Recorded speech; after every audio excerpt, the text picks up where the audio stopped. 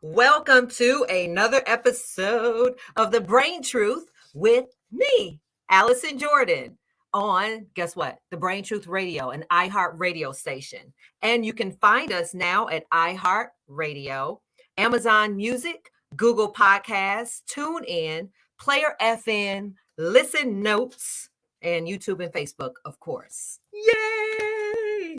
So I want to thank our sponsors, our Swabs and Swirls, Pretty 1-2 Cosmetics, NAMI South Suburbs, River Edge Hospital, Patch Party Club, Brain Truth Wakana, D Champs, and very special welcome because they're going to be on the show tonight, the American Foundation for Suicide Prevention.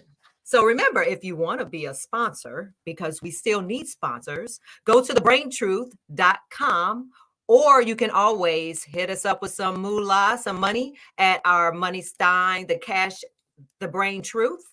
That's our Cash App, the Brain Truth. Okay. All righty. Okay. So there's a thing called the Brain Bit.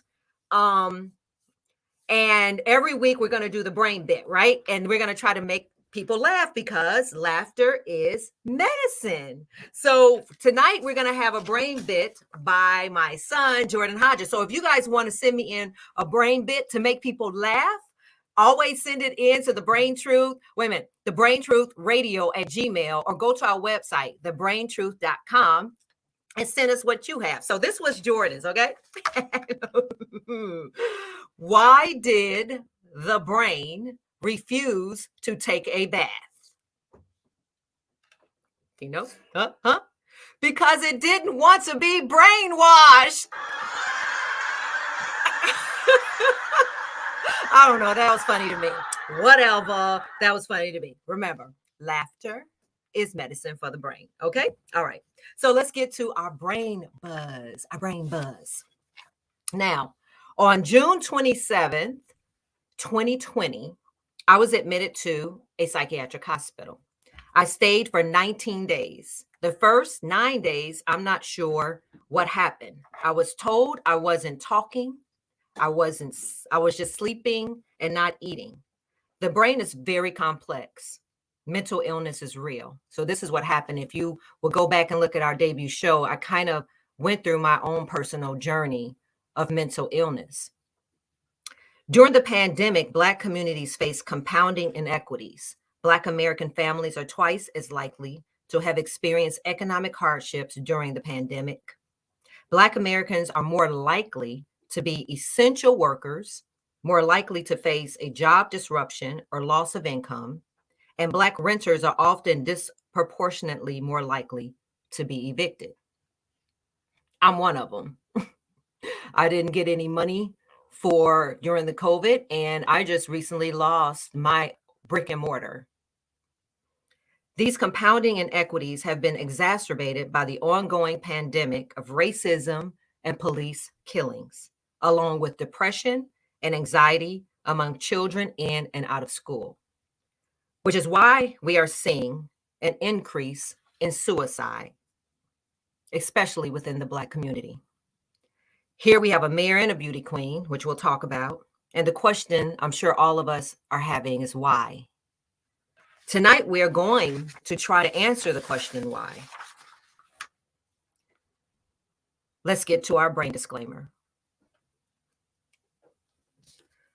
The Brain Truth does not serve the purpose of providing medical treatment or therapy services, diagnosis, prevention, or cure for any physical, mental, or emotional issue, disease, or condition.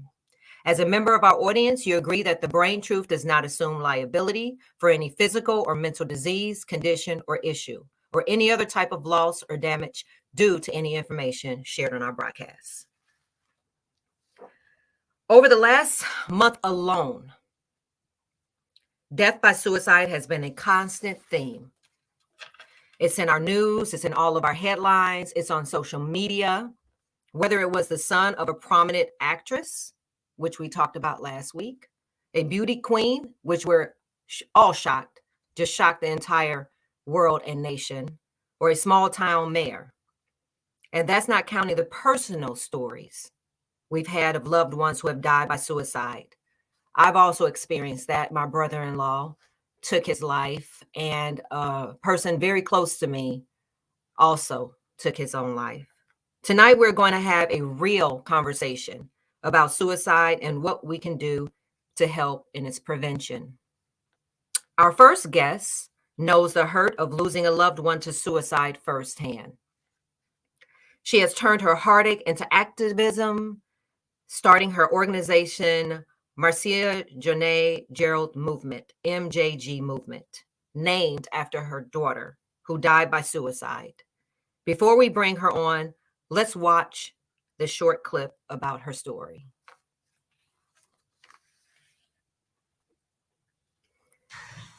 Hello, my name is Elizabeth. Thank you all for having me.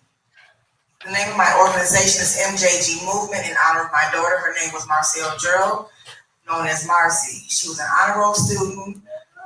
She had dreams of going to Harvard Law. She would feed the homeless vets and, did a lot of good stuff. July 20th of this year made 6 years I buried my daughter. Her last words was, "I love you, Mommy." My daughter was coming home from school, and there was a predator in my neighborhood who should have been in my neighborhood. And no, we did not live like in a bad neighborhood. We lived in a decent neighborhood. He would follow her one night. He stalked her until he caught her by herself. My daughter was 14 years old. He caught her and he beat and sexually assaulted her and left her for dead. The police found her. They took her to the hospital. They had a carers nurse come in. They were able to get his DNA, and he was arrested and everything. And the trial was, we would be in the court, and he was turning around and he kept looking and laughing and, just doing all kind of ignorant stuff. And they would say, well, he has a low IQ and he's mentally retarded and he's this, well, that. They made up all kind of excuses. So we took a plea deal for 10 years in my parole. He was supposed to get out this year because of COVID or whatever else, but they did not let him out, which I'm grateful for. He told my daughter, we took after the plea deal, when everybody got up and spoke, when it was his time to speak, he told my daughter, if you wasn't so beautiful, I wouldn't have been attracted to you. So you have nobody to blame but yourself, because I couldn't help myself. My daughter came home and she took the barbiturates the hospital had prescribed for her. And just one slip and I woke up again.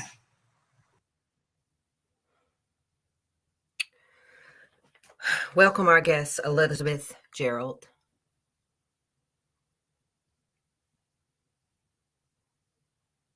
Is Elizabeth here?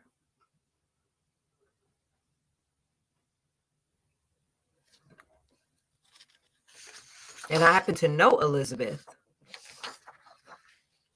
So while we wait for Elizabeth to get here, I would like to bring on our Brain Truth psychiatrist and our in-house spiritual advisor, that's Dr. Gettings and Dr. Ivy Hilton here at the Brain Truth. We always like to attack mental illness from the mind, the body, and the soul, right?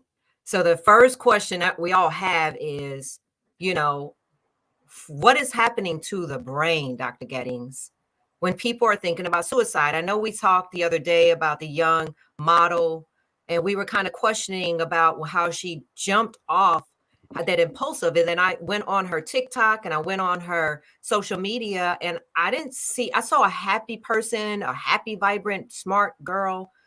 What could have happened in one day? Or what's going on?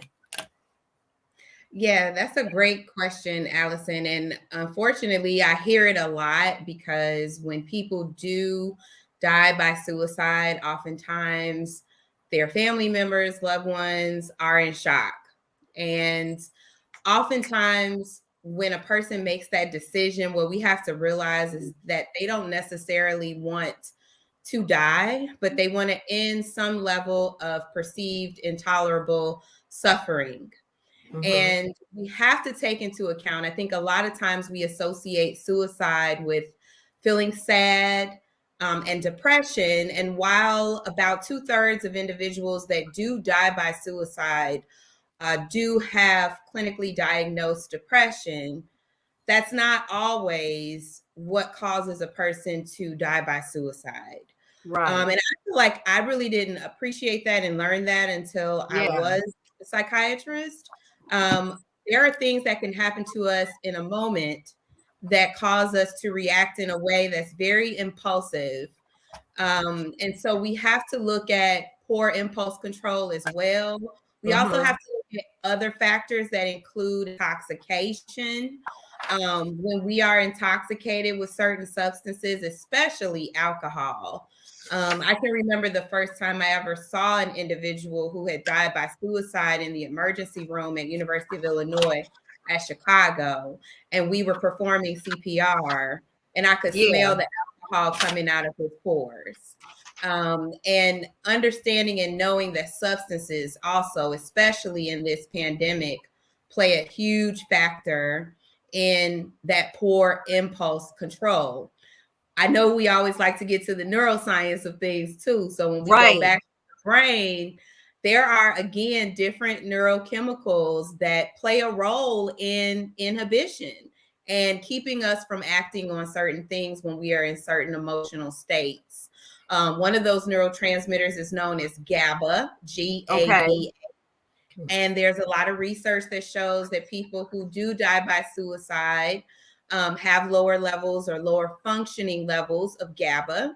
We also know that serotonin, which is one of the major targeted neurotransmitters that medications that we use affect, can also be low in individuals who die by suicide. But at the end of the day, it's multifactorial.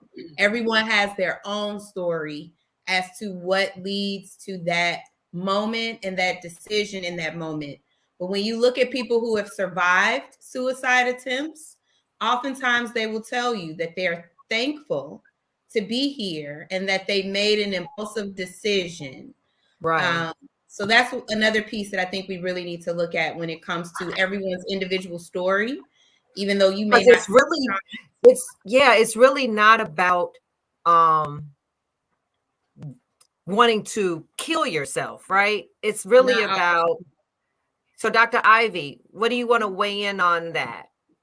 So the first thought that I think about, and this is something that I actually hadn't talked with you about before, but for 2 years I served as a clinician for suicide prevention in Cleveland, Ohio.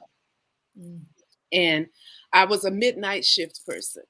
So I was on the phone all night with people who were just contemplating suicide or who had suicidal tendencies or who just wanted to end their life. And I'm in total agreement. It is not about just needing to end the life. It's about ending the pain. Yeah. About ending. I don't have any other way to relieve myself of this. And this is why we sort of focus on the soul, because in soul therapy, we really help people to understand, how do you take charge of those thoughts? Right. Because those thoughts are the ones that are going to take you into a space where you will develop some need to relieve yourself by believing you want death. And a lot of times those that I speak with, they don't want to die. They want to end the pain. And so when we think about the soul is sitting there in the midst of this conversation, needing to find that peace, needing to find that healing. And there is a soul language, and we'll get into that, maybe not so much with this particular show, but maybe another show, that is directly connected to the central nervous system and the endocrine system. So when we talk about suicide or the pain, we have the soul that's connected to, what did you say, the endocrine system? What is that? The endocrine system is the pineal gland, the pituitary gland, the thymus, your solar plexus.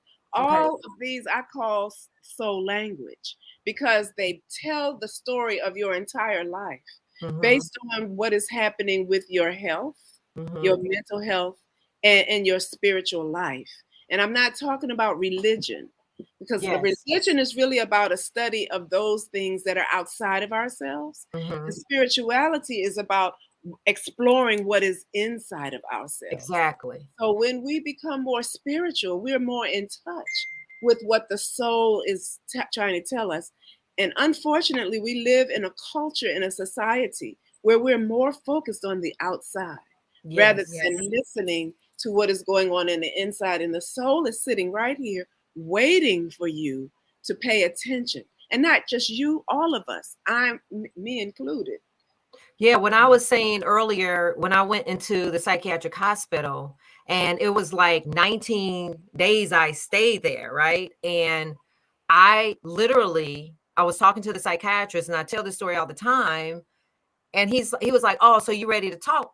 Right. And I go, "I've never seen you before. I don't know who you are." I was going around telling people I hadn't talked to my therapist. Everybody ignoring me up in this hospital. And they were like, "I've been talking to you every day for 9 days." And when I think about it, people, I was talking to my sister earlier today, and she was like, "I don't see how people can, take their own life. I would never," and this and that. But where was I for 9 days? I don't know what I could have done in those 9 days. I don't know what happened to my brain and my mind. I was in a safe environment in a psychiatric hospital. But what if I wasn't, So the mind is deep. And so I think about that time when I was gone for 9 days, and I remember. Take a breath. Just breathe. Yeah. I just want, it's just, I'm just, these tears are about just the beauty of survival, the fact that I'm here and I can say that, and I can let those words roll off of my lips, that I can say I was in a psychiatric hospital. I was there for 19 days. My mind was gone for 9 days. I want to keep saying it. And I want to say it so easy so that if somebody's watching, they can say it too. And here I am working Hollywood, whatever, this and that. Like when we looked at the beauty queen, it doesn't choose, And so when I remember being in that room, and I remember, at that time I started seeing my grandmother and all this stuff. And there was a nurse there who had been working there for many years. And they want to, inject you, put you down because they think you're having a manic moment. And she literally said it. And I'm so glad the guest Tandra Rutler was here, because it spoke to what she told me later on, was that I wasn't truly having a clinical episode. It wasn't clinical depression, right? It was spiritual depression. And I think that's key, that it speaks to what you're saying, Dr. Ivy, and then Dr. Gettings. So in my healing journey, that's why it's so key here at the Brain Truth that we do have people that represent my own journey of healing, that I did go through seeing a psychiatrist and getting on medication. I do see a therapist every week with my cognitive behavioral therapy. I did come see you, Dr. Ivy, and you worked with me on my soul's vibration and cleansing and your sound vibronics, and Dr. Sister Jenna, who worked with me as I became a Brahma Kumari Raj yogi, and all of those elements put together with nutrition it's why I'm sitting here today, why I'm getting a little emotional, because I want to offer this to you all. I want to offer it to everybody. It's just not one thing to do, And it's so a synergistic healing. It's a synergistic healing process that we integrate this and that, just like you are cooking in your kitchen, or just like a surgeon that is having to do surgery to remove some type of toxic substance. And and in this world of soul language, what we know that is out of balance is what we call the third eye, which is our brow. And that is exactly where the soul resides. And then the solar plexus, which is right there above the navel. And you can tell what's going on with your soul by being in touch with what's happening with your body. Yes. Isn't it right, Dr. Gettings? Yes. So right. before we kick it to you, Dr. Gettings, our guest is here. I think she was having some technical problems, so I really want to bring her in on this conversation. So can we bring in our guest, Elizabeth Gerald? Are you here? Yes, I'm here. Here we are. Hi, sister. How you doing? How are you? I'm good. Are you okay? You're good? Yes. Okay. Yes. Well, I want to welcome you to the Brain Truth. Thank you for having me. You know you my sister. I I love know. you. I hope Yes, my I mom love is you watching too. because I know that's your spiritual mother as well. Yes, yes, So I yes. want to introduce you to Dr. Getting. She is a psychiatrist who's also a Brain Gang member and one of the producers here. And Okay. she will be sitting and talking and having this incredible conversation about your Hmm. daughter and your journey. And from a Hmm. psychiatric perspective of what's going on with the brain, we want to try to heal some people. And Right. then Yeah. we also have Dr. Ivy Hilton, Okay. who is a holistic psychotherapist, Mhm. who is also part of my journey of healing. Oh And so wow. they're here because she does sound vibronics and she can tell you about that. So our goal here today is Hmm. that we're not only going to talk about your journey with your daughter and get into this whole conversation of suicide. I mentioned earlier about myself, as you know, stayed in a psychiatric hospital for Right. 19 days and what I went Mhm. through. And this was my antidote. So we want to Right. have people walk away with solutions. Is that okay today? That's fine. Now, who do And you have with this you is our today? doctor, Dr. Valentina. She's our doctor. She's a clinical psychologist. Oh, Okay. perfect. You Oh, know this that is going to be a stuff, great. Why do you look like you should not be? I mean, what you went to school when you were how old? Like you look so young. right? I'm an early career psychologist, so I'm still, you can say, a baby. But Okay, that's well, we've got board Dr. Gaddings certification. here. I got all She types of likes that. credentials. Y'all gonna start talking all doctorly and brainly and all that kind of good stuff. I always like doctorly. So Elizabeth, welcome to the show. Thank you. Now we saw the clip earlier, but Mhm. tell us about your angel. Oh, okay. Thank you for having me again. I'm Elizabeth. I'm the mother of Marcy Gerald. Marcy was an honor roll student. Silly, goofy girl. She wants to go to Harvard Law. She was a state finalist. Just into like school stuff. A regular little teenage girl. That's before the attack. Just happy-go-lucky teenage girl, and she was brutally attacked. I know we're live, so there's only certain things you can say, but she was attacked. And after the attack, she became severely depressed, Mm, PTSD. And yes, I got her counseled. Everybody always say that I get her counseled. She had a good doctor, the Laney Foundation. She went mhm. there, good doctor, but it just, there's no magic pill. There's nothing, it's a lot. And then we had to keep going back and forth from to court, and he would be winking and looking back and smiling and just doing all kind of Oh, he was stuff. taunting her. She was Pretty in the much. courtroom with you, or Yeah, we had to go every month. Yeah, and we had to go. so how long after the crime that was committed against her happened until she became depressed and then took her own life? What was the time span of that? What happened? She became depressed and stuff pretty much right away. So the Flossmoor Police Department, they referred me to La Vida. Vida had no beds at the time, so they referred me to the YWCA. She didn't like the YWCA because there were mainly older women there. So then they are the ones who referred me to the Laney Foundation. Um, and the problem was not that. The problem was, like we said, going to court every month and having to face him.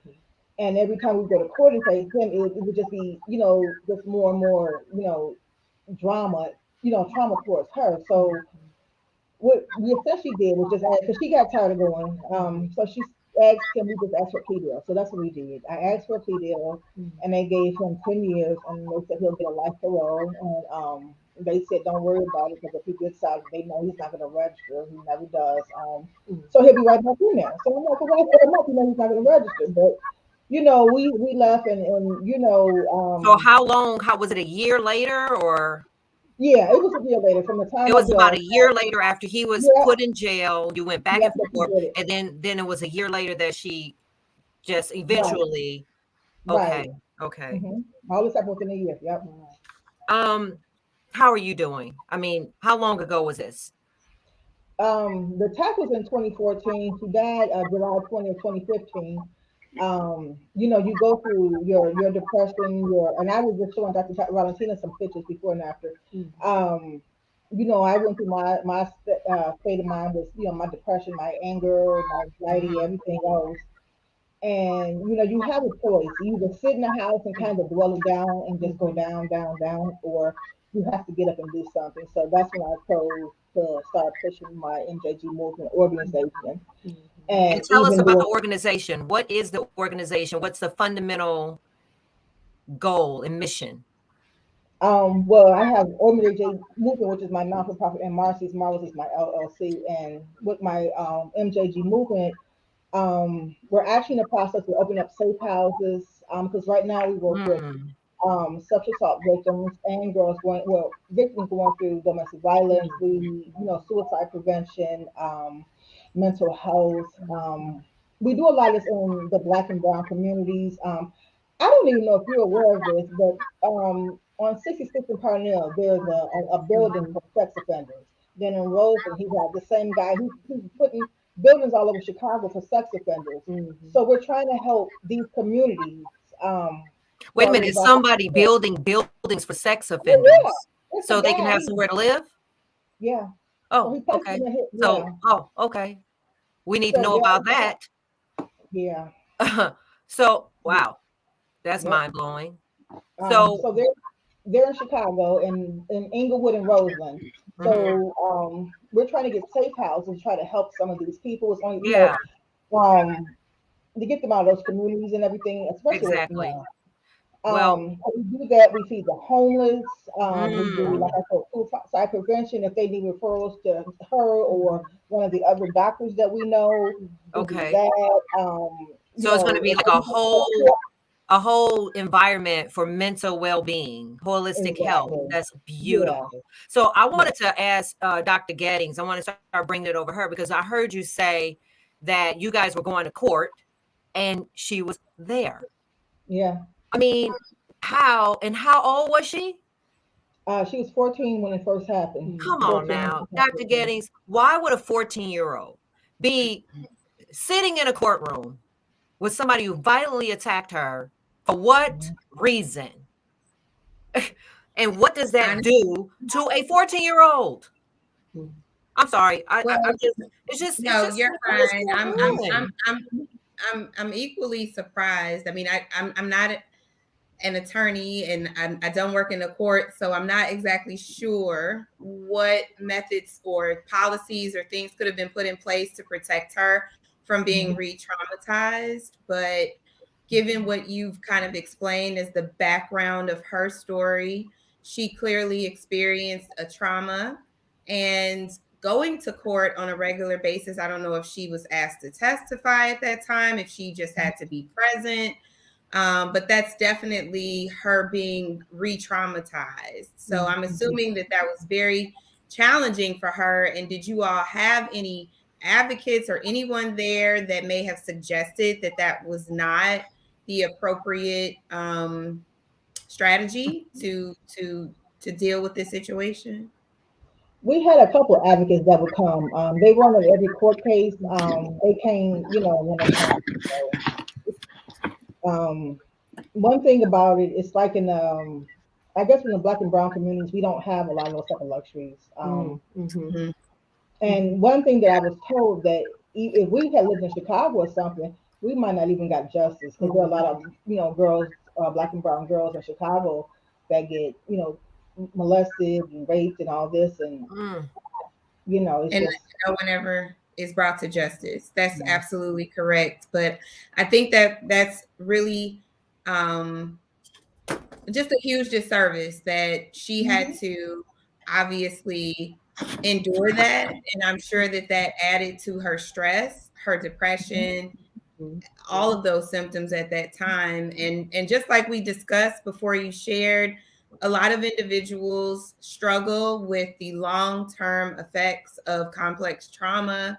And because they're unable to forget their trauma, they relive it on a regular basis. They struggle to basically live a normal life, Right, regardless of the level of treatment and intervention. We see right, it with our veterans, we see it with hmm all types of trauma. It's one right. of the most damaging things that can happen to the brain. And helping Mhm. someone recover is a long process that has to be handled with great care and caution. And I think that exposure was definitely not what she needed, right? Right, it But did worse. Mm-hmm. Yeah, did you she ever said express to you? re-traumatized. Did you say Read. Yeah. Come on Re-traumatized now. every time. She's being re-traumatized for her to even have to face her offender. And then on top of that, for him to be taunting her at the same time. I can only imagine that she maybe expressed that she didn't want to do that, or that she asked if there was another way. Right. That's why we asked. That's why we, asked for the plea deal, so we didn't have to go to court anymore. Okay. And so let me just say something. And again, I'm Dr. Valentina. Valentina is my first name because it's just much more appealing and easy. It sounds loving. It's hello, love. Right. That's exactly what it is. So Right. I just want to say, so I'm a child, I'm a generalist psychologist, but I have board certification in child and adolescent psychology here in Chicago. And I just have to So say, you're her doctor, your mom, or the no, family? so I'm She it's more, partners with us, the yeah, organization. yeah, it's more of a partnership through the Awesome. organization. Oh, so you're working with the organization. Okay, beautiful. Exactly. Beautiful. But Okay. I wanted to just say that a couple things. So the first thing is I wanted to get out of the habit of using the word offender when it comes to, because it's glamorized, like it's pretty, and it's Yeah, you're it's offended. what they Like, yeah, because you offended me. No. right. Like, no, he's a rapist, right? He's a Right. rapist. He's beyond a perpetrator, right? We don't even say abuse anymore, sexual abuse. We now use words like assault because that's what it was. You know what I'm saying? Yes. Attack. And that's the kind of stuff that needs to be brought into even the courtroom.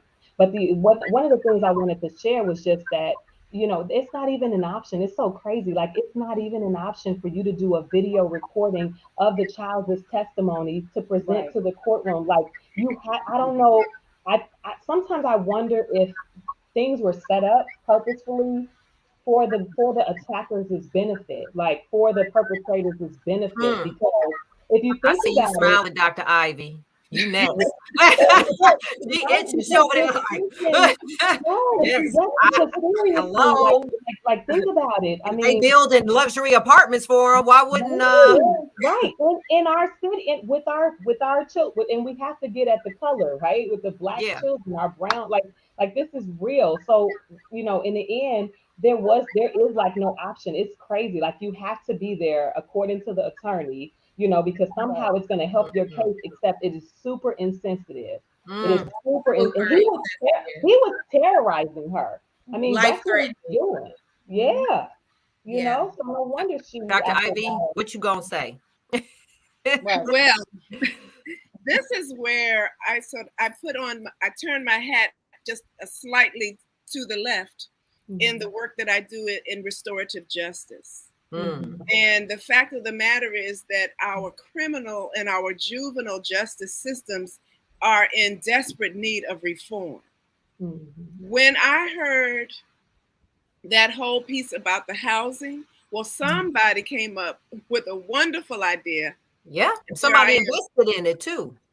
Right, the wonderful idea that if we put them all together in one space, then we can monitor them better. But here's the big deal, and I don't know this to be true where you are, but it is across the country. It has become a capitalist entity where you can invest in this real estate, and the city or the government will pay you for housing these people. Yeah. And if you house these people, that is guaranteed money.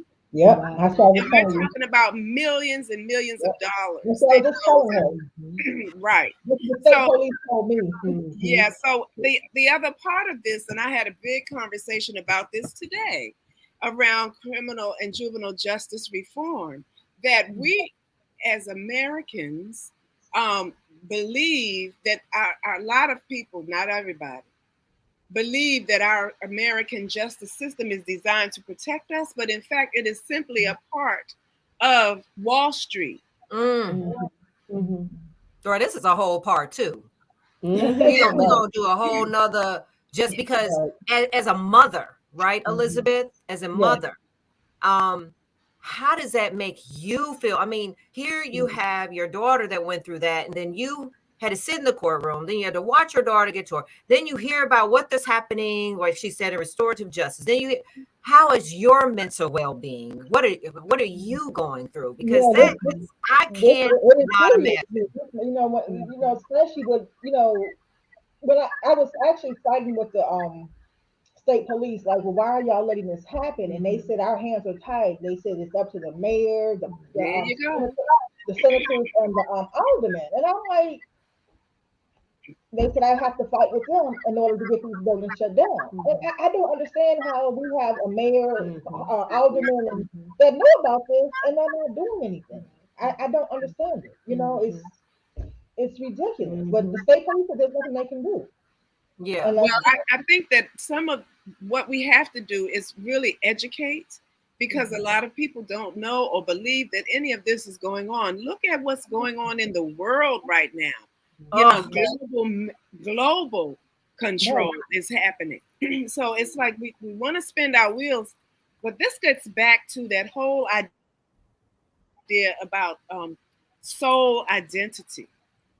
Because right now we can spend our time spinning outside of ourselves and never really come to the conclusion of what to do to resolve this. Yes. For me, focusing inward and being in true agreement with our soul guidance and our soul purpose, then we will know what to do about this. Being still, having the opportunity to heal, the trauma in your family and all of our families didn't start at that horrible event. There was trauma before that. I don't know what. So are you saying? So are you saying, Dr. Ivy, that the trauma was already centralized in lineage or pathology, in lineage and in life experience? More specifically in lineage first, because we have what is called genetic soul memory. So say that again. Your sound is so you just aware your sound is going in and out and your screen is freezing. So what is she saying, Dr. Getty? What did she say? Did anybody hear her? Genetic soul memory. Genetic soul memory. What is that? Genetic soul. It sounds like what I'm thinking. It sounds like so explain that, Dr. Lee. You're breaking up. Oh man, you can't hear me. Genetic soul memory. Thank you, Desiree. But your video is frozen. Okay. Genetic soul memory. Thank you, Desiree. And I want to see some of the comments pop up on the screen. Again, if you want to call in, 708-545-2446. 708-545-2446. Every week, we welcome you guys to call in and ask questions, engage with our guests. I think in a couple of minutes, I can actually start now. I do, because this is a show, we can literally go into so many different directions because it is all tied to trauma and everything. But we are talking about suicide and why and what's going on. And so it would definitely be very important for me now to bring on our sponsor, the American Foundation for Suicide Prevention. And we have a guest from the Illinois chapter of the American Foundation of Suicide Prevention, Vicki Webster. She is a Chicago resident who was appointed to AFSPIL's Board of Directors in 2021. She's employed as an executive assistant to the CEO of University of Illinois Miles Square Health Center. In addition to AFSPIL, Vicki volunteers as an executive director of the Regional and Paul Sewell Foundation, a nonprofit organization she founded several years ago following the deaths of her brothers. I see brothers with an S by suicide. Vicki's goals are to raise awareness of the need for mental health and suicide prevention services, particularly in Black and Brown communities, where those critical needs are often swept under the rug. Ooh, I can't wait to bring her on to this conversation. Unaddressed. She wants people struggling with their mental wellness to know that it is important to seek help and that suicide is not an option. And Tandra Rutledge, who I mentioned earlier, was a friend of mine, and joined AFSPIL's board of directors in 2019. In late 2021, Tandra left AFSPIL board to take a key paid position with AFSP National as Director of Healthcare Systems Initiatives for Project 2025, a national AFSP initiative aimed at reducing the annual suicide rate in the U.S. by 20% by 2025. I'd love to hear about how that's going to happen. Tandra has an MA in clinical psychology and over 25 years of clinical healthcare and executive leadership experience. Before taking her position with AFSP National, Tandra was the director of business development at River Edge Hospital in Forest Park. She was responsible for us even being introduced and then being a sponsor. Thank you. The largest freestanding behavioral health hospital in Illinois. Tandra is driven to dismantle mental health stigma and cultivate resilience in her work through a social justice and racial equity framework. Okay, I'd like to welcome to the show Vicki and Tandra. Hi, Vicki. Hi, Tandra. Hey, girl. First of all, I just want to say hello to Miss Tandra. I'm not going to get emotional, but I can because I seriously want to thank you. You are, and I want everybody to know, so instrumental of why I'm here today. We had some really key conversations when I left River Edge Hospital early on in my mental depression and my mental health journey. And you said, and I quote, we got to have a panel of women. Do you remember that? To discuss this stuff.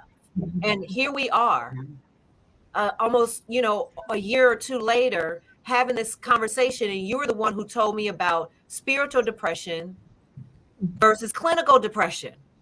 And so I just want to put that out there to everybody that this woman is a powerful woman. Vicki, I want to welcome you. I can't wait to hear your story. So we are just going to get into this conversation. I think we have our guest, Elizabeth Gerald. I know now we don't say commit suicide. So everybody watching, because I got reprimanded by the American Foundation Suicide Prevention when I said it took 1 minute.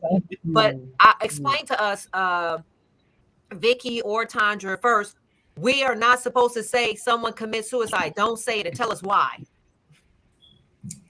Well, I'll start. Thank you, Allison, and thank you, everyone, for being a part of this very important. I'm so excited that Allison has this forum and that everyone is gathered. I'll answer the specific question that you asked about why we don't say committed suicide. The bottom line is language matters, and how you talk about something affects other people's willingness to want to talk about it. Some things that I want to share about suicide. Suicide is a health-related condition. And so we have to use terms that relate to that condition.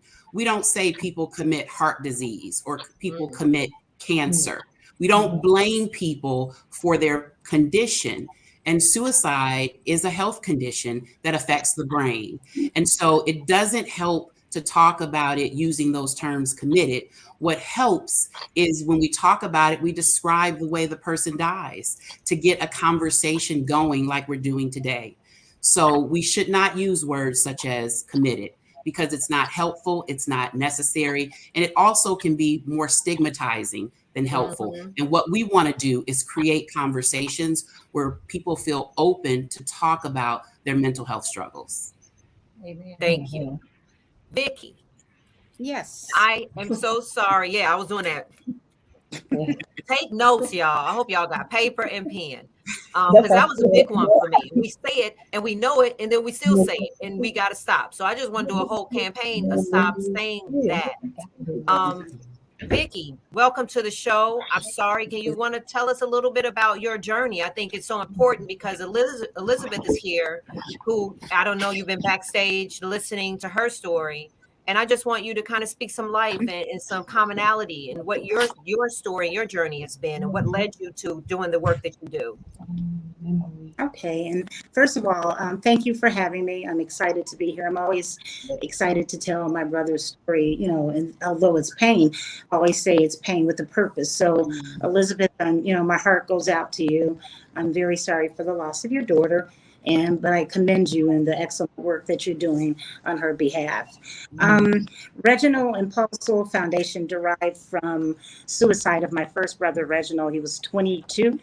He passed away in January of 2016, followed 2 years later by his younger brother, Paul. Paul was 21 at the time of his passing. Not with Reginald, we didn't really have any signs or any struggles to the naked eye, just a normal young adult working and doing young adult things. And when it happened, it was a blow to our entire family. And as we tried to rally together to, cope and, think what could have happened, did we miss anything? We just decided, well, let's try giving back.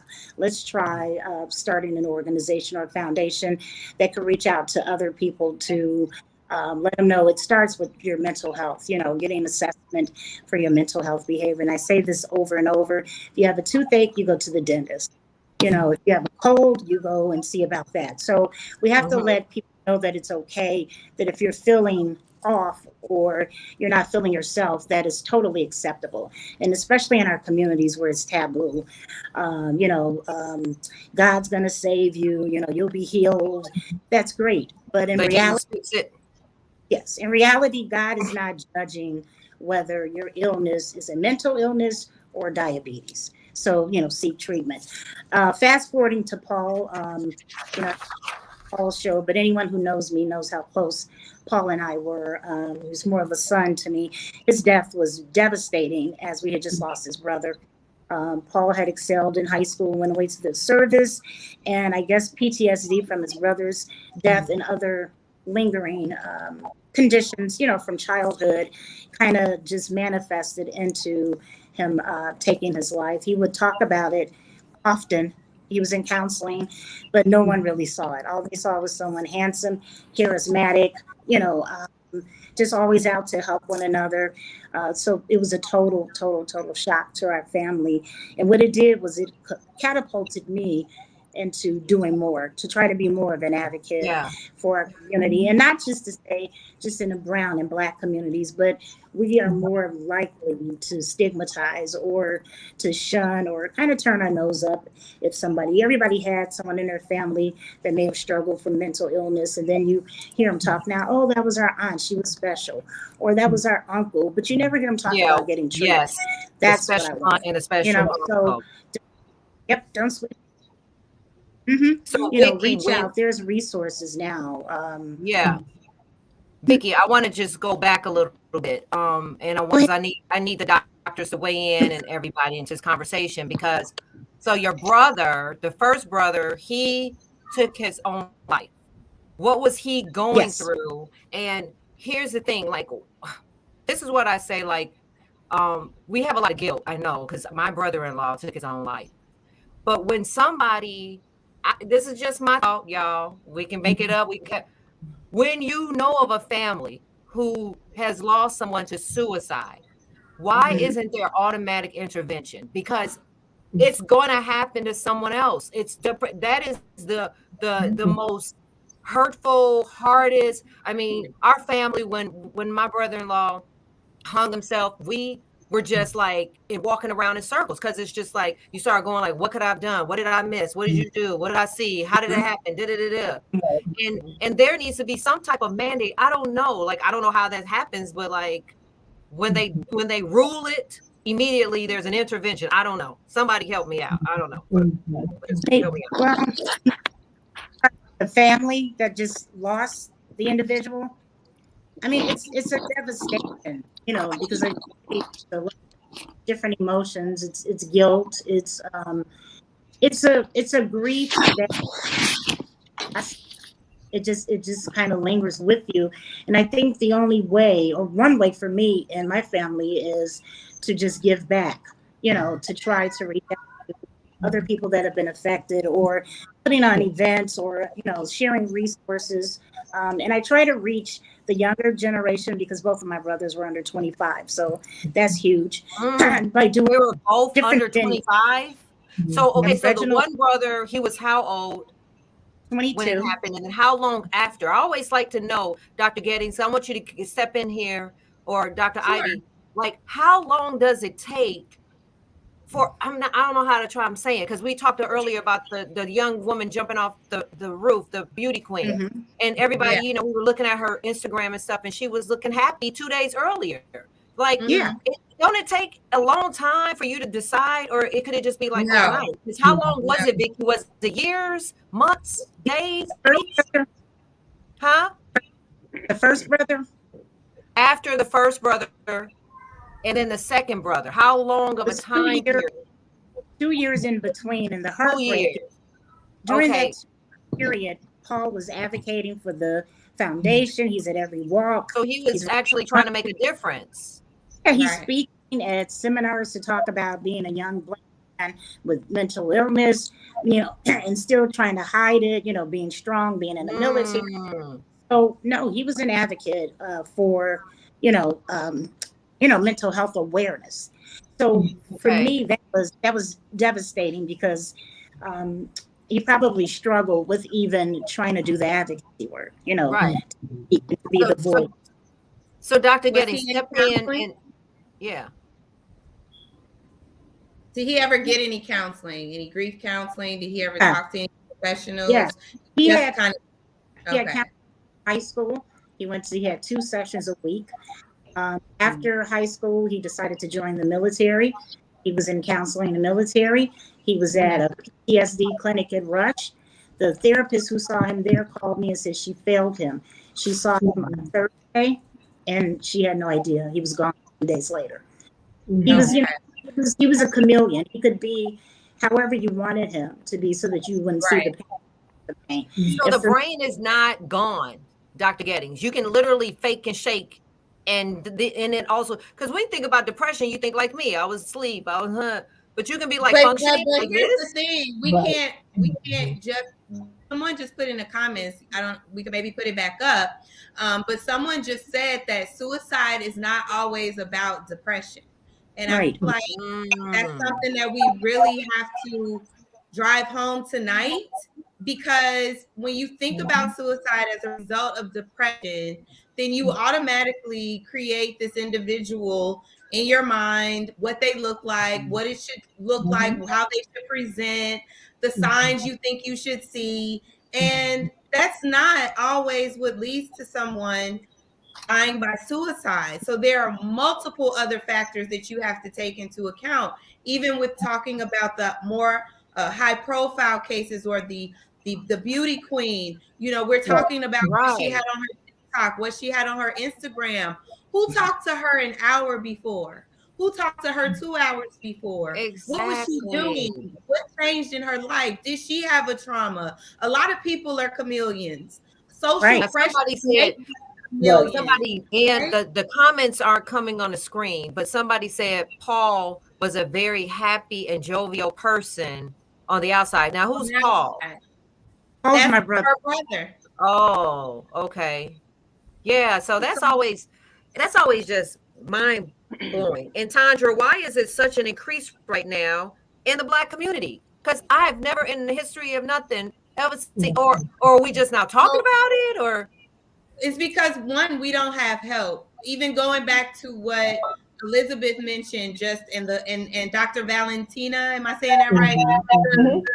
The lack of support, resources, protection that exists that's not there in the legal system is also not there in the medical system. So I could be at home, I could be anxious, I could have PTSD, I could have substance abuse, I could have been sexually traumatized in childhood, I could have all these things happening. Who am I talking to? Am I calling my insurance company and asking them who's the provider that I can see? How long is the wait, given that there's a national shortage of mental health professionals? Exactly. So a lot of it has to do with lack of resources. A lot of people want help and will pursue help this day and age, but they don't have access to it. So it's a lack of access. Also, when we get back to that chameleon vibe, right? Fake it till you make it. Never let them see you wet, smile. Like, no, that is not the move at all. If you have a problem and you're hurting, you need to admit to that. And so we still have to get away from this notion that to have brain pain, as I call it, is a sign of weakness, especially when it comes to men. And them being comfortable with talking about That's that that and masculine toxicity or toxic masculinity we talked about. toxic masculinity. Sandra, Yes. the racial inequity issues, like she's pointed, and I said it earlier, right? What are some of the key roles that AFSP National are playing in that? And tell us, what are we looking at here? So a lot of the things that we've talked about are relevant. We've talked about the, Dr. Gettings, you were just talking about lack of access, the healthcare inequities and disparities that we experience. But one of the things that we're also doing right now that is key, as we're talking and understanding risk factors and protective factors. I recently had some genetic testing for my risk for breast cancer. And we went through a whole history. They asked me a whole medical history about, my risk for breast cancer. I know that history. Ask me if I know the history in my family for mental health. Girl, drop that mic. Ask me that. So understanding that our brains are connected to our bodies and our souls, and that as Black people, we need to understand the risks and the protective factors. And you don't have to use those words, right? But we need to understand that all the things that we're talking about, the trauma that we experience, the racial discrimination, the systematic racism, generations of things, the things that we hold in us, all of these inequities, all of the things that we put so much energy into writing in our society, fighting for racial justice, that's racial trauma. It weighs on us. All of these things, we have to understand that those things can place us at risk. Absolutely. And so we have to understand and have these conversations first, like we're doing now. Yes. Within our families, within our churches, within our community, we have to normalize the conversation about mental health. And that is one of the things that the American Foundation for Suicide Prevention, the Illinois chapter, and all the chapters in our network, one of our goals is education, right? And so normalizing the conversation like what we're having now to be able to talk about these things will help educate us, raise awareness, so that we know how to look for things and not be afraid to ask the question, if someone is okay. Sometimes what I say to my sons, because I have 2 boys, they're not going to sit around necessarily and tell me about their feelings. So sometimes I'll just say things like, you good? You good? Yeah. You good? And if you're not good, it's okay that you're not good, but you good? Right. And if you're not good, you can talk to me, you can talk to my dad. And I intentionally name people that they can talk to if they're not good. So being willing to ask people and reach out and connect, and relying on the cultural strengths that we already have in our communities and our connections with one another. And I think some of those things are important. The American Foundation for Suicide Prevention has resources we offer at no charge. They're free to the communities that we serve. The Illinois chapter has trainings, lots of resources for youth as well as for the general population. And at the national level, also, we have access to resources as well. You mentioned Project 2025. That is, because you said, I'm wondering how they're doing that, right? Working to reduce suicide in the nation by 20% by the year 2025. It's a bold goal, but it is something that tell us how, because see, here's the deal. We're sitting here, we're talking about it, and we're all like that. And I'm hearing people saying our brother Reginald showed no signs, or he was always a happy guy, and then the girl jumped up. So should we just all be having this conversation? Should this conversation just be regular? Like, if we don't know the signs and everybody walking around looking normal, is everybody potentially suicidal? Like, why are we talking to kids in school about not doing drugs and so many other things about health, but we're not having conversations about brain health? And I just have to say to Ms. Rutledge's point about genetics and not knowing your family history, every day I sit in front of people, and as part of an assessment, you take a family history. I can't tell you how many times I hear a person say, Well, I know they had something, but never diagnosed. Okay, Right. why? Because nobody's going to the doctor, right? People are seeing that something is wrong, and we're just kind of sweeping it under the rug. And that is what we have to get away from. The brain is an organ too. In my opinion, it's the Hello. most amazing. It's the most organ. important brain How part. are we disregarding that and making it something that we just totally avoid? You As Ray said, I believe one of the reasons why some people don't reach out is because they feel ashamed and embarrassed, so they carry it all along. Of course, especially with trauma, because let's talk about trauma. A lot of times trauma happens in the family. So in order to go talk about your trauma, you have to expose certain things in your family. And we come from a generation where it's like, well, you don't talk about that, right? Don't tell nobody what goes on in my house. So those are the things. Those are the things. Right. Let's get Elizabeth. I'm sorry to cut you off, but I think you pointed to Miss Elizabeth when she said, talk about your family, and you said something. Was that something going on in your family?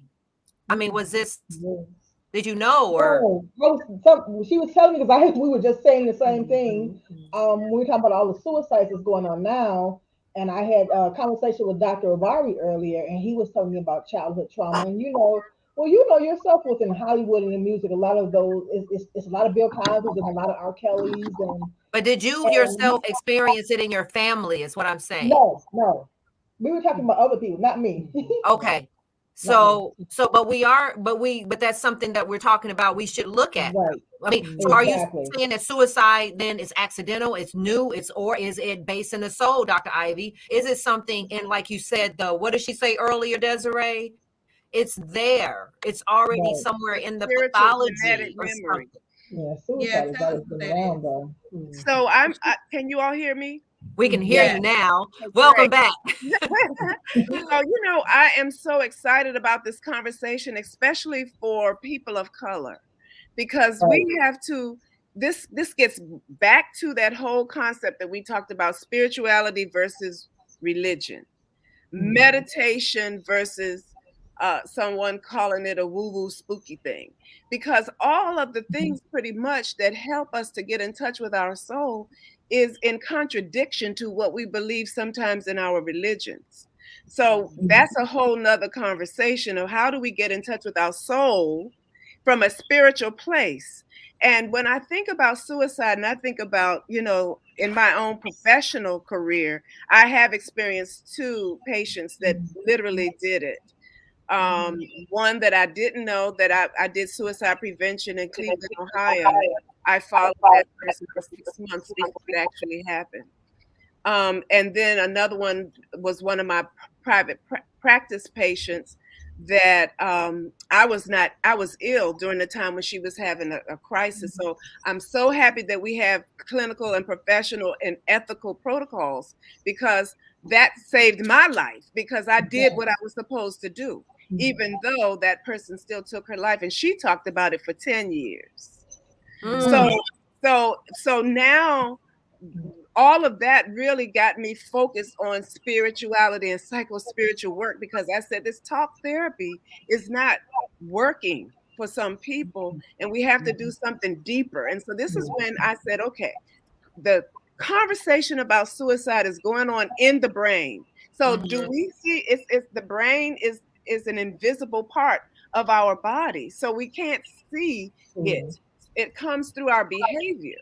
And so now with the soul, I'm saying we got to learn how to create new neural pathways, Dr. Gaines, so we can create a different internal conversation with the soul. How many create new neural pathways? I mean, like, where is that? Where do we dial into that? Well, I call it, and that's like a whole nother conversation. I call it now sonic mind streaming. Right. So that you can use sound frequencies that are designed to address the endocrine system, or the soul recognizes certain music. How I explain that is, you hear certain music, it'll get you excited, or you hear certain music and it makes you feel deeply introspective. And Yeah. so those frequencies are literally creating, I call it the new medicine for the 21st century.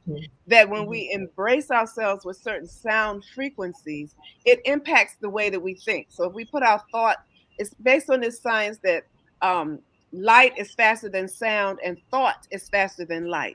So if you put it Somebody, all right. you put it Keep all going. together, it equals instant manifest. And so that means we're getting in touch with our thoughts, our thinking. Yes. We create new neural pathways. Right. So when we wake up in the morning and it feels like, oh my God, I can't go anymore, the easiest way would not to be here at all.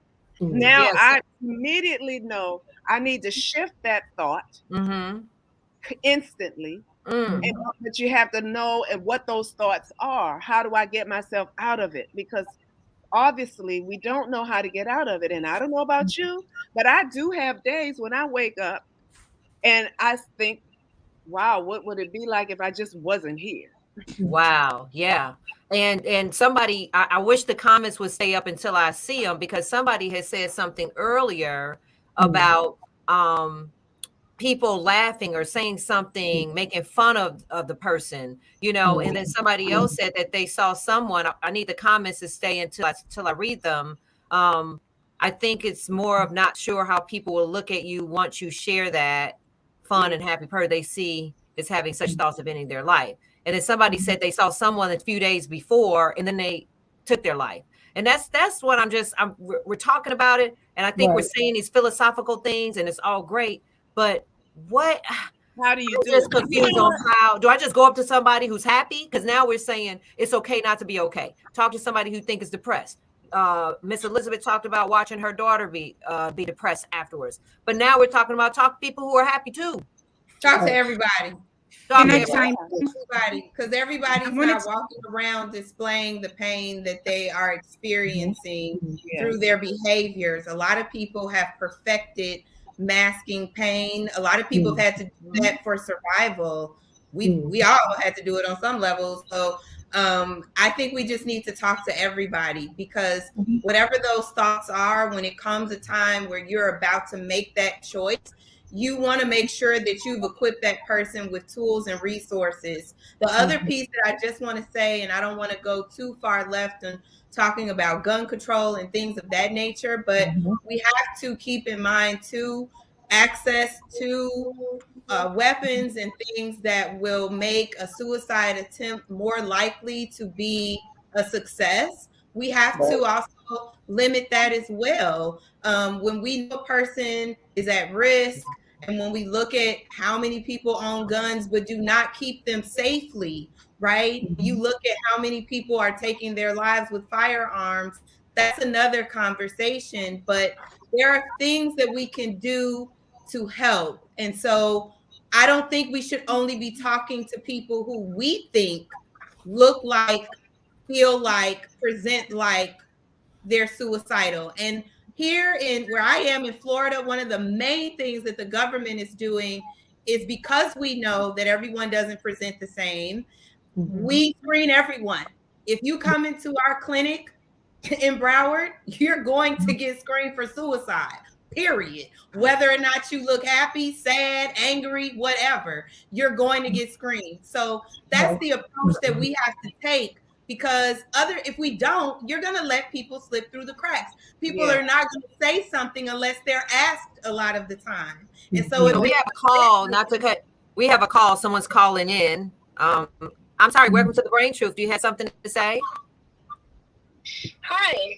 I have been loving this podcast. Thank you all for sharing ideas. I kind of just wanted to ask everyone how they go about addressing mental health within their own families. I know earlier Allison Jordan said something about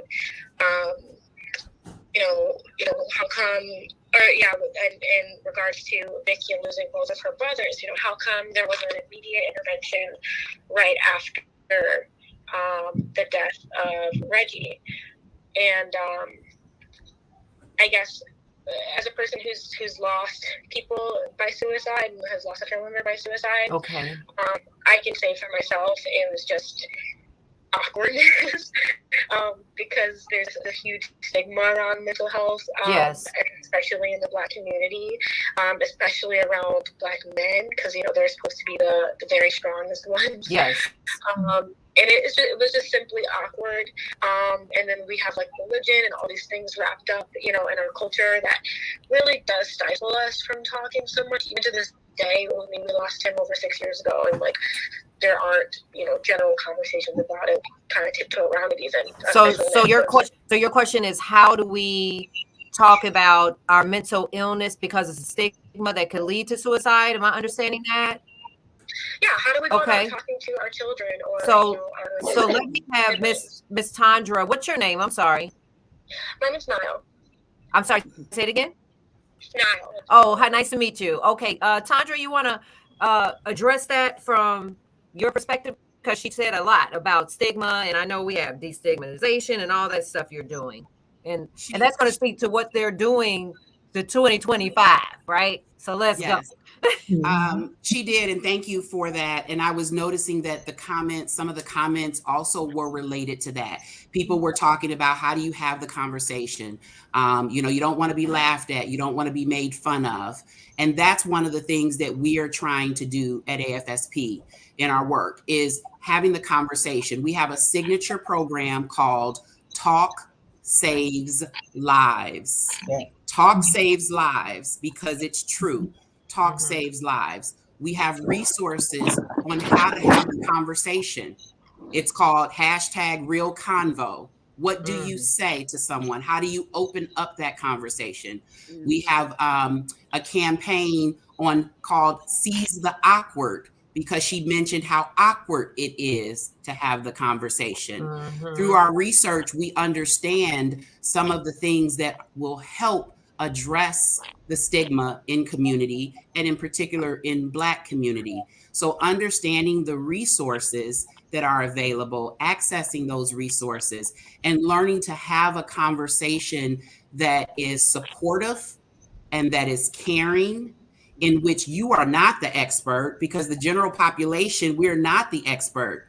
Right. Earlier, we were talking, and I was thinking about going back to something that you said, Dr. Gettings, about, when people ask us how we're doing, right? How many of us are really honest, first of all? And we're more apt to talk about a stomach ache or a headache or not sleeping, but we're not so apt to talk about not our brain health. And if our brain, how we're feeling. And so being someone, if you are someone who's open to talking, showing people how to do it. Yes. Right? Showing people in your family how to do it, encouraging those conversations. Those are some really good, practical first steps. Being open, being honest, and also knowing what to do when you think someone's in crisis. Knowing who to call and what to do, how to respond, knowing what to say, things to avoid saying, so that person feels that they can open up, and then knowing what to do and reaching out for help.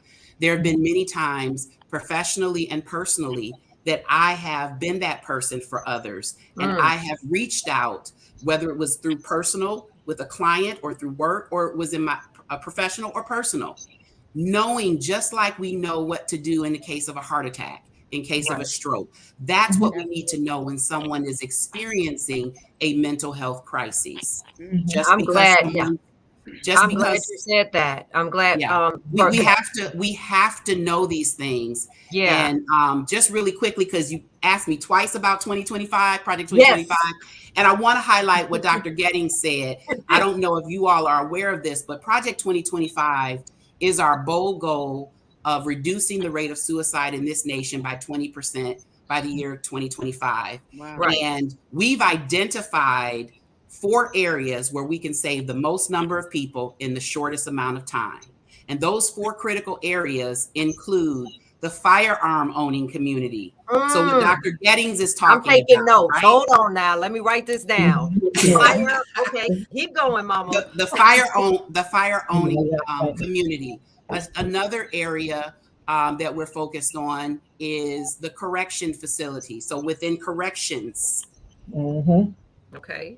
The other two areas are related because they involve healthcare. So healthcare systems and emergency departments. In what Yeah. way? Like literal. So I'm going to give you an example. Help So with some black exactly people when they be in the Dr. waiting room. What I just said. What she just said and what they're doing that she may or may not realize is part of a larger national goal. Initiative, And that yes. is screening in healthcare, Boom. identifying critical points within our healthcare system where we can intervene and offer people, individuals, short interventions and resources for help. Because Okay. like Yeah. she said, many people come into a primary care doctor, and we know that by research, many people who die by suicide have been seen by primary care doctor. Yes. What if you're able to better identify those individuals when they come in for routine screening? Add it to a soap sheet. Add it to a soap sheet. I know what a soap sheet is. Yep. And those individuals who are doing the screening are actually trained. Go figure. Because primary care physicians and even many in behavioral health care are not adequately trained in assessing and managing suicide risk. So we have to have a workforce and helping providers who are trained and they understand how to talk to someone Yes. who is suicidal, even as you're the medical doctor, having that conversation, and then having policies and procedures in place to support that person in that during that visit. So Project 2025 has those 4 areas to begin, and we work collaboratively with other organizations across the country and within Illinois to advance this bold goal, because we believe that we can impact and save lives through addressing very specific strategies in those 4 areas. Well, that's I'm really getting powerful. chills. Very powerful. Are y'all getting chills? Like, I'm literally getting chills. Like, I really feel the bold goal. I'm just getting.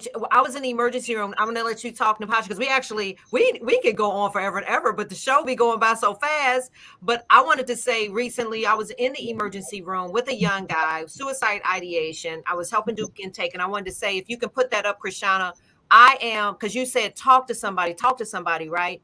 I went and got what's called QPR and suicide prevention. That's for everybody. It's free. You can go to the QPR Institute and you can get it unless you guys also offer it. And it was just a certification. I have it hanging on my wall for all of you people watching. Tell your friend, tell your cousins. And it literally lets you get the certification that you've gone through. It's like QPR, like CPR. Like, I'm not a therapist, I'm not anything, but I can be able to talk to my loved ones or somebody and recognize it enough to say, hey, I need to call somebody. I need to get them to the emergency room. They need to be SASS. And I took this kid to the emergency room, 18 years old. He was for 2 years struggling over the murder of his brother. And everybody was saying, oh, he crazy. You know how he is. Oh, when I got to him, this boy looked like he smelled like he hadn't took a shower in 2 years. His hair was matted. He was emaciated. He looked, and now come on. And so when I got there, they were laughing at him. And I'm not kidding you, in the emergency room.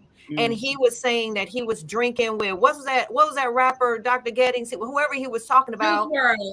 Juice WRLD. And he goes, oh, he's just a druggie. He said he was drinking and getting high with Juice WRLD. And I'm like, Juice WRLD don't live. He's not even in this real world. He's passed. You don't even know. You're not even aware. Like, he's not a druggie. Well, we're going to test him. And he came clear, no alcohol, nothing in his body. But they let him lay up against the wall in a hallway for 7 hours. And that's the reason why people do not pursue mental health treatment, because the history of how people with mental health diagnoses are treated. Even going in the hospital, you're still on locked units. There are a lot of things that we need to change to make it more palatable for people to even want to pursue it. You have people who leave the hospitals. I saw a patient one time say, well, yeah, if I wasn't depressed before I got here, I'm sure depressed now. I mean, these aren't even, in a lot of cases, therapeutic settings, right? But we also have to protect safety. The one thing I just wanted to add real quick was that, and everybody needs to just wrap it up because we are at 8:50. We can just talk all night. So I want everybody kind of, and Dr. Gettys, you can go ahead, and I want people to just say kind of some last words. What are we parting with? I want to end with Elizabeth about where she wants any mothers, and also I want Dr. Gettys, then I want Dr. Ivy, then Tandra, then Vicki, and then in that order. And then Elizabeth, I want you to close us out in this conversation. Is that okay? All right, Dr. Gettys. I just wanted to say that the initiative and the points that you brought up that are necessary, the healthcare system, and I just want to add one other piece that I think we need to include, and that's media exposure, because people do not realize that suicide happens two times more than homicide. Okay, every single story we hear on the news is about somebody getting killed, but you never hear about the other two people who killed themselves. Why do we have 47,000 people dying every year in America of suicide, and we're right at about 20,000 for homicide? But you hear about that all the time. If we don't tell people, if people don't even recognize that, it's a problem. So we need to change in the healthcare system. We need to change across the board, and we need more exposure. Knowledge leads to prevention. That's all I got to say. Thank you, Dr. Gettys. Thank you. So I was thinking, okay, what quick last words, because I heard what you said, Allison. You know, we can talk philosophically and all of that, but at the end of the day, what do I do when I get these incessant thoughts of suicide? What do I do when I see someone else that I believe might be? And that goes back to what Sister Rutledge was saying, which I think was very, very powerful to start that conversation. I also want to bring it back to the idea that when you said people complain about a headache, or they complain about I can't sleep, they say I can't eat, but guess what? That's the soul language speaking to you. And if we got to learn, even though this is an Eastern philosophy of the chakras, but guess what?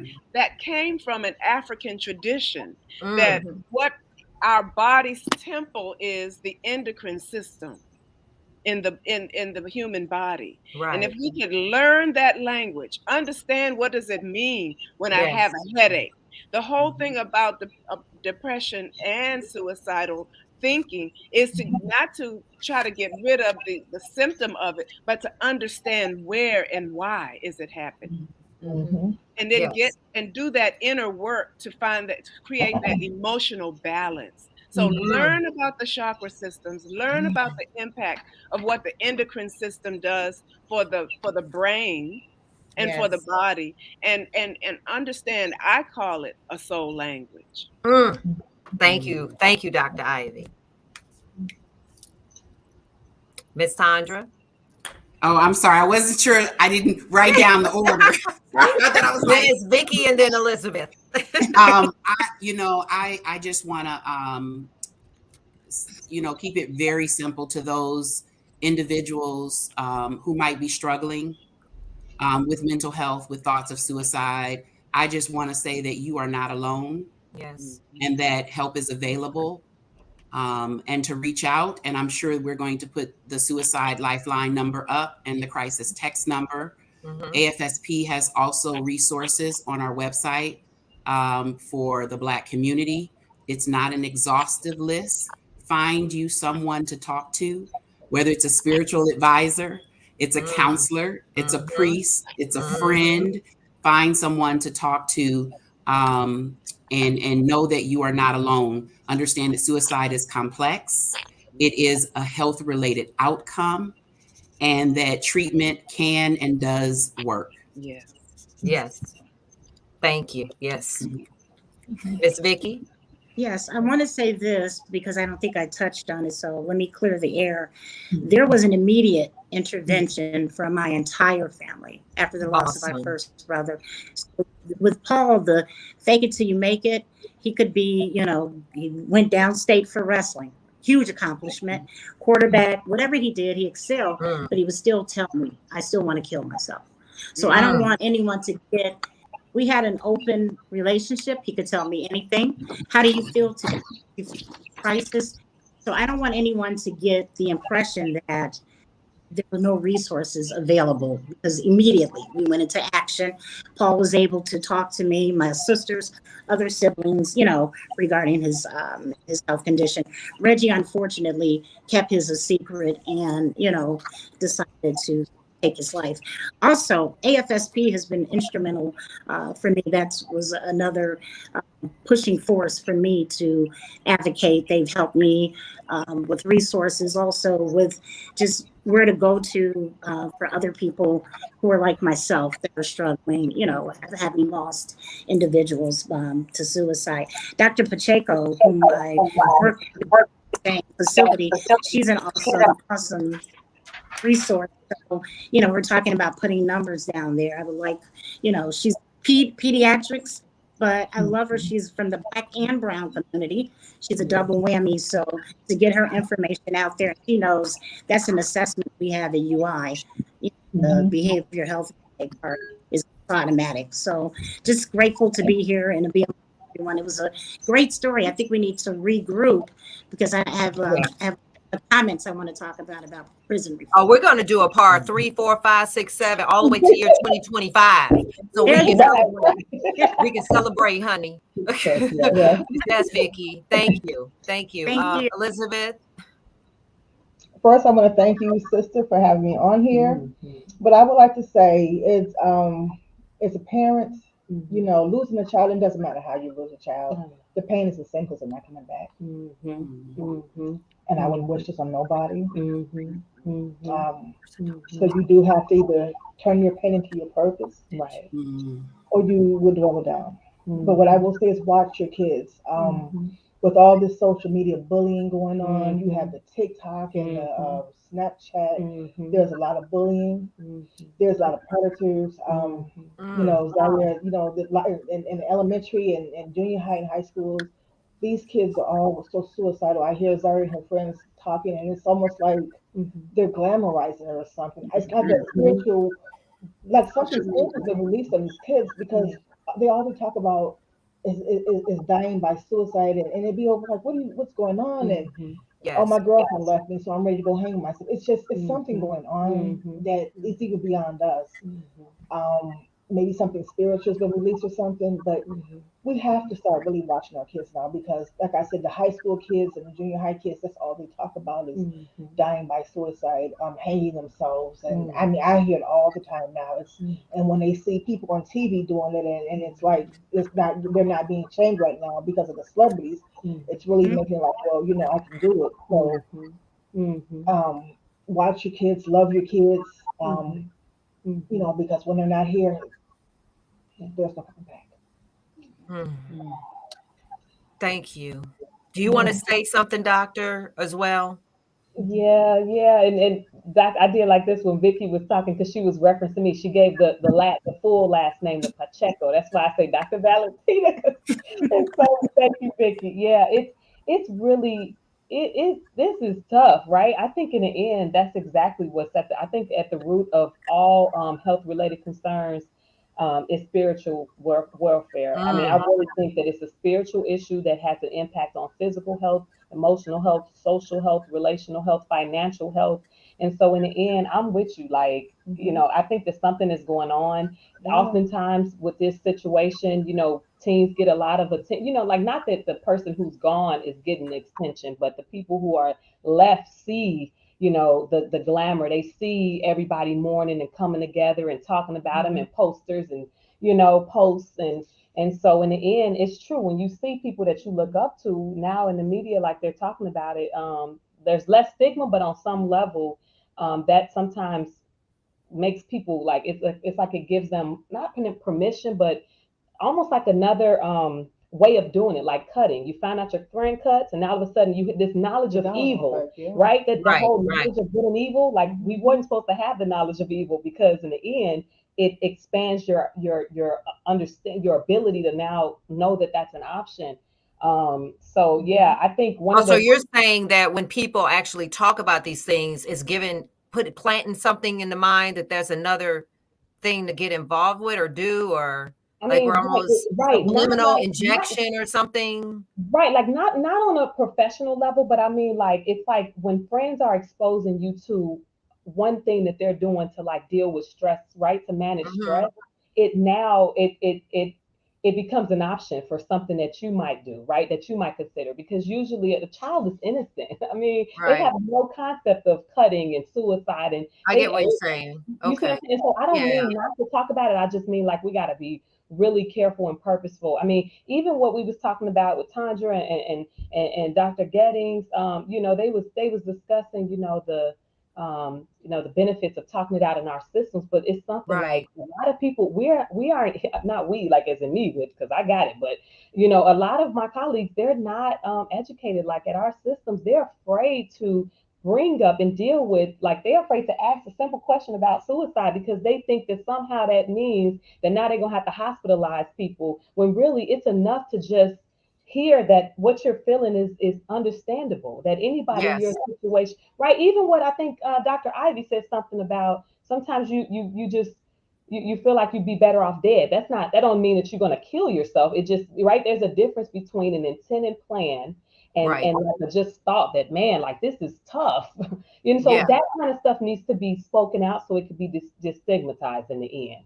One Exactly. last thing I would want to say is that we really want to go the next step of finding out why it is that therapy is stigmatized, because in the end, I think that that's the why they went out of their way to publicize the media, these crazy people are the ones that go to therapy and sit on the couches, because that's where you're going to get your help, especially if the psychologist or therapist or provider integrate spirituality, you know, Exactly.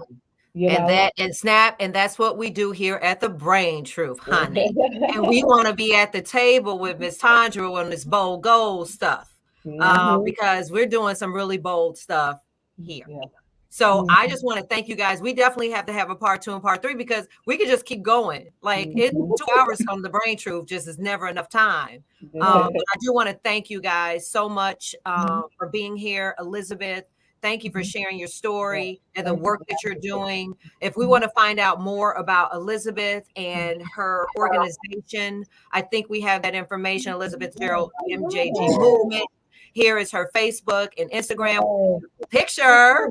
But please, you guys, you can reach her at MJG Movement on Facebook and Instagram.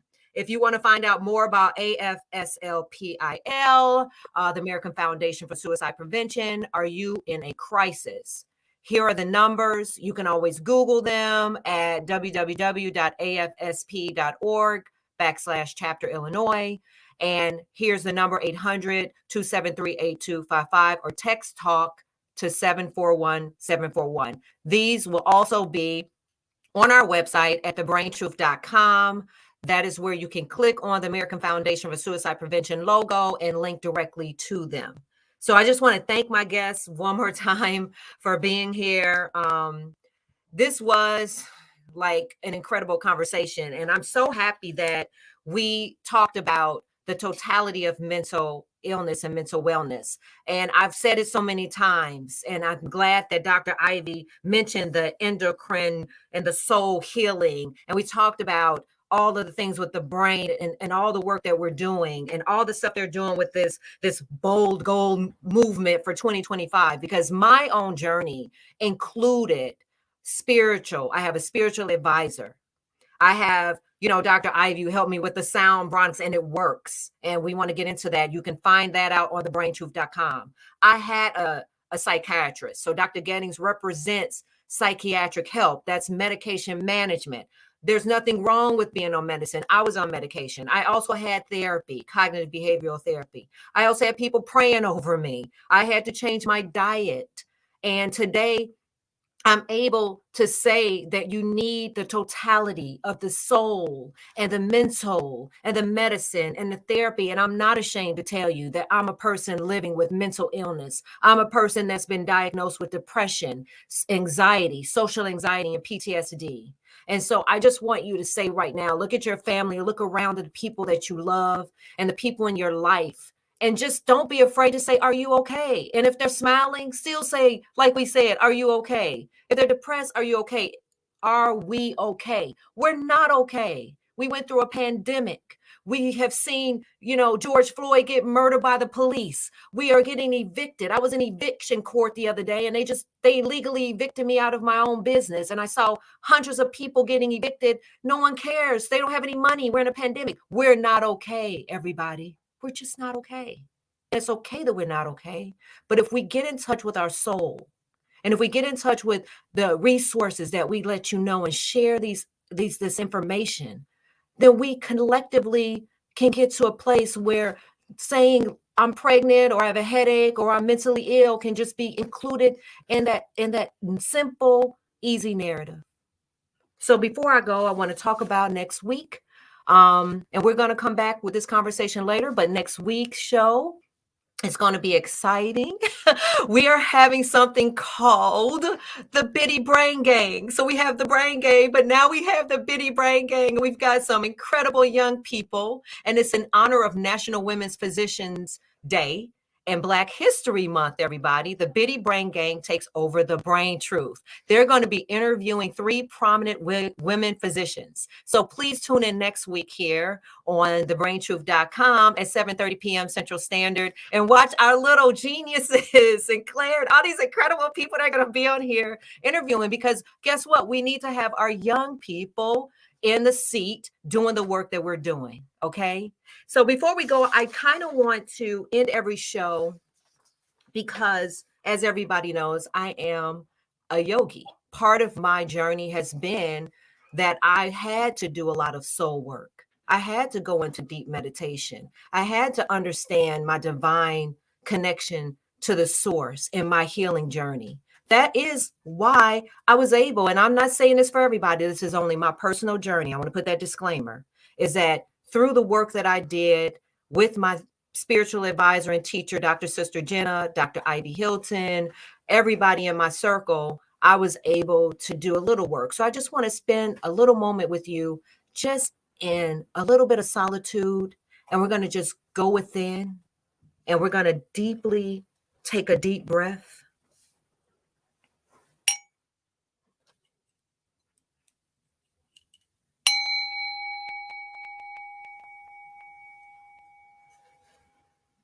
I want us to just take a deep breath.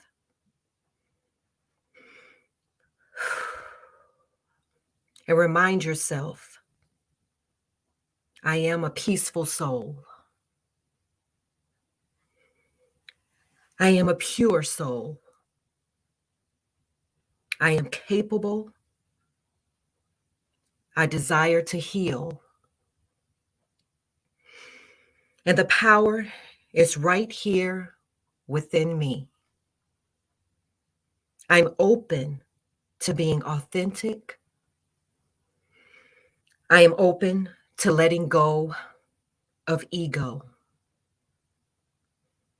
anger, and attachment.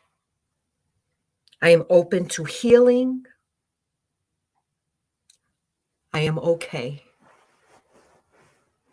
I desire mental and emotional awareness.